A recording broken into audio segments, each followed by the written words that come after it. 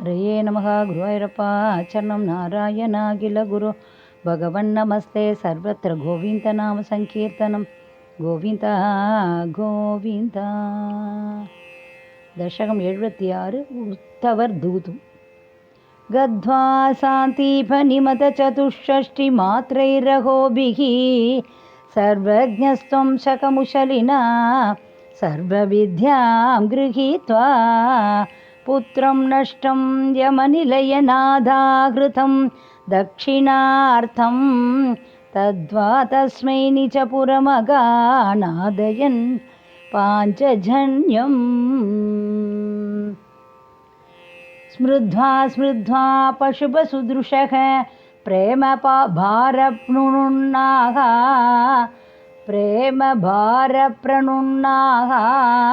कारुण्येण त्वमपि विवशः प्रागिनोरुद्धवं तं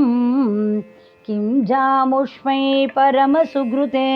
भक्तवर्याय तासां भक्त्युद्रेकं सकलभुवने दुर्लभं दर्शयिष्यन् त्वन्माहात्म्यप्रीतिमभिक्षुणं गोकुलं प्राप्य सायं त्वन्माहात्म्यप्रतिमभिषुणं गोकुलं प्राप्य सायं त्वत्वार्ताभिर्बहुसरमयामास नन्दं यशोदाम् प्रादर्दृष्ट्वा मणिमयरथं सङ्गीताः पङ्कजाक्ष्यः श्रुत्वा प्राप्तं भवदनुचरं दत्यकार्या समीयुः दृष्ट्वाश्चैनं त्वदुपलमसद्वेषभूषाभिरामं स्मृत्वा स्मृत्वा तव विलसितान् उच्छगैस्तानि रुद्धालापाः कथमपि पुनर्गतां वाचमूचुः सौजन्याधिनिजपरपितामभ्यलं विस्मरन्त्यः सौजन्याधिनिजपरपितामभ्यलं विस्मरन्त्यः श्रीमन् किं त्वं पितृजनकृते प्रेषितो निर्दयेन क्वासौ कान्तो नगरसुदृशां हाहरेनाथपायाः आश्लेषानाममृतवपुषो हन्तदे शुम्भनानाम् उन्मादानां गुहकवचसां विस्मरेत् कान्तका वा रासक्रीडालुलितललितं विश्लदत्केशपाशं मन्दोद्भिन्नश्रमजलगनं लोभनीयं त्वदङ्गं कारुण्याब्धे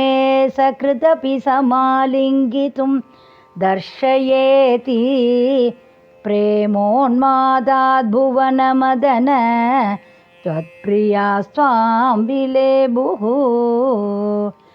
एवं प्रायैर्विवशवचनैराकुला गोपिगास्ताः त्वत्सन्देशैः प्रकृतिमनय सोऽथ विज्ञानगर्भैः भूयस्ताभिर्मुदितमदिभिस्त्वन्मयीभिर्वधूभिः तत्तद्वार्ता सरसमनय कानिचिद्वासराणि त्वत्प्रोद्गानैः सहितमनिशं सर्वदोघे गृहत्यं त्वत्वार्तैव प्रसरतिमिति सैव सोत्स्वाबलाभाः चेष्टाः प्रायस्त्वदनुहृदयस्त्वन्मयं सर्वमेवं दृष्ट्वा तत्र व्यमुखदधिकं विस्मयादुत्तवोऽयं राधाया मे प्रियतममितं मत्प्रियैवं प्रवीति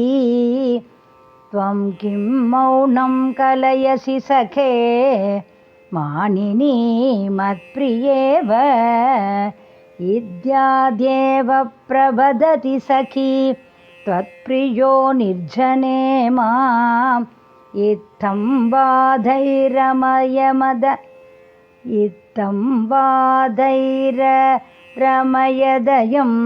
त्वत्प्रिया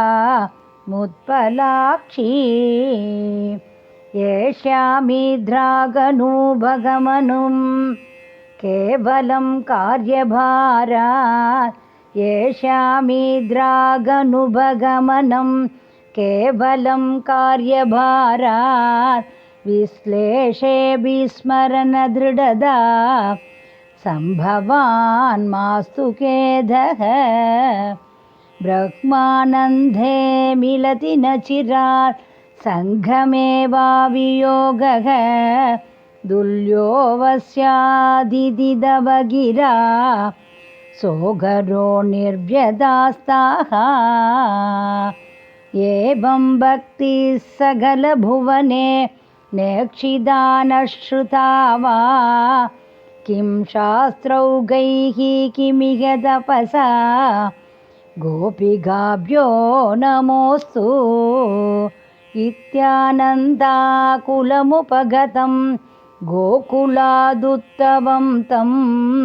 दृष्ट्वा हृष्टो गुरुपुरपते पाहि मामामयौगात्। हरे नमः गुरुवायूरप्प चरणं नारायणाखिल गुरो भगवन्नमस्ते